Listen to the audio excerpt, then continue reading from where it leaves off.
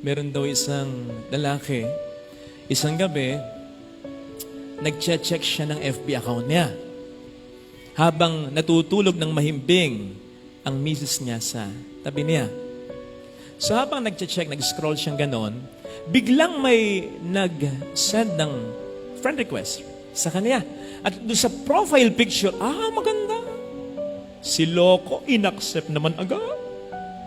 Pagka-accept niya gano'n, na-activate na rin pati messenger, minessage niya. Nagkakilala na ba tayo? Nag-message sa kanya, ang bilis!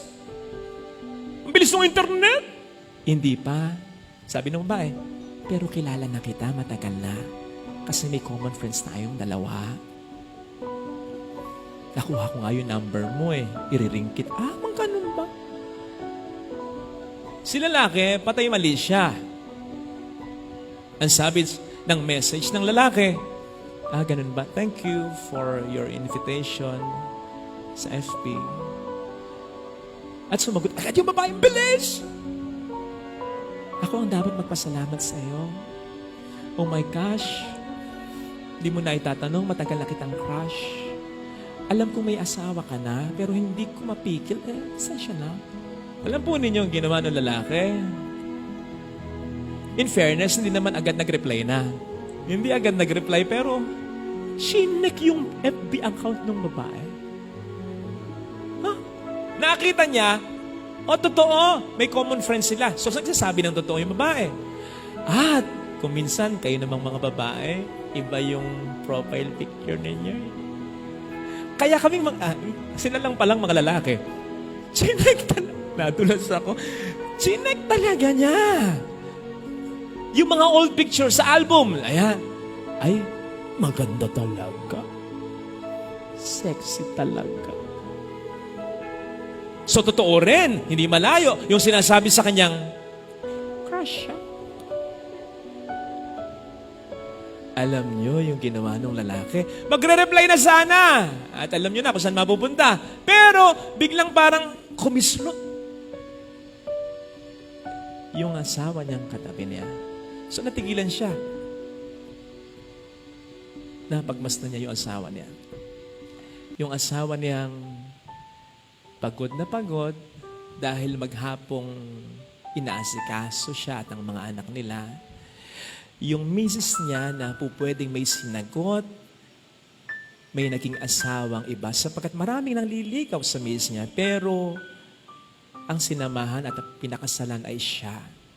Ang misis niya na mahal siya at ang mga anak nila. Ang misis niya na kahit para bang medyo nalolos siya na okay lang, basta maalagaan lamang sila. Ang misis niya na may nanay na baby, ito. Ang misis niyang may tatay na ipagtatanggol at ipagtatanggol ito. Ang misis niya na masayang-masaya sa piling ng mga kapatid nito. Ang misis niya na may pamilya na ang lahat ay gagawin para dito. Pero ang misis niyang iniwan ang comfort zone, ang safe zone na ito, ang malaprinsesang buhay sa pamilya nito upang sumama sa kanya at maging misis.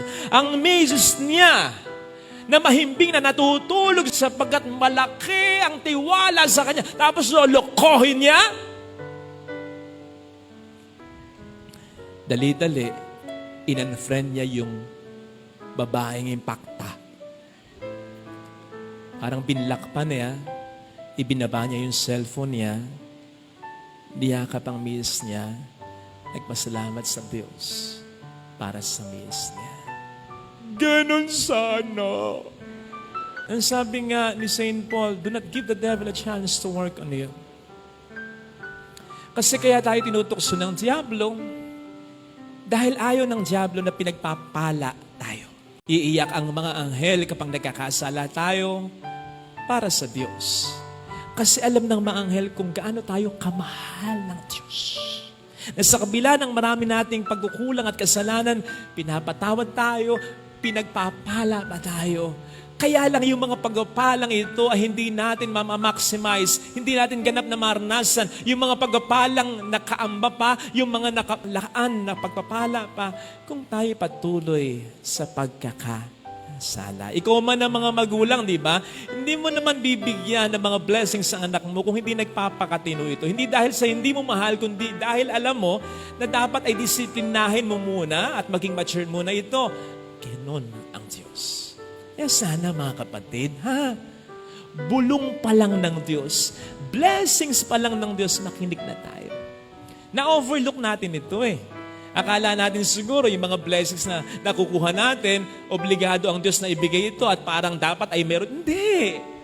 Hindi natin deserve ang mga blessings na ito. Kaya nga blessings So, binibigay ng Diyos sa atin sapagkat mahal niya tayo at dahil may mensahe rin ng Diyos. Alagaan natin ang mga blessings na ito. Marami pang mga darating na biyaya at gusto niya kasi na maging pagpapala din tayo sa ating kapwa, lalo tigit sa ating pamilya. Kaya sana huwag tayong at iwasan natin ang magkasala. Habang blessed tayo, habang fulfilled ang buhay, habang maganda ang buhay, magbago na. O kung hindi man kinakailangan magbago sapagkat matino na, huwag nang magkasala. Umiwas na! Umiwas na. Bulong pa lang tayo makinig na at huwag nating hintayin na tayo sigawan. Tanya. After all, hindi nga ba't mas maganda yung magpakatino tayo habang wala pa tayong problema? Kaysa naman magpakatino tayo nung meron tayong problema. Kasi yung magpapakatino tayo habang wala tayong problema, ibig sabihin may choice ka. May choice ka pa Kasi kapag magpapakatino ka sapagkat may problema ka na, may sakit ka na, wala ng pera, sira na, may dagok na, may sigaw na, parang wala ka ng choice dun kasi parang napipilitan ka na lamang magbago kasi alam mo sukol ka na. Pero yung kahit walang problema ay ang buhay ay matino na, nagbibigay ka na, mabuting tao ka na, palagay ko yun mas maganda. Kasi sa kabila lang may choice kang magpakasama, nananatili kang nagpapakabuti para sa Diyos at sa iyong kapwa, lalo na para sa iyong pamilya.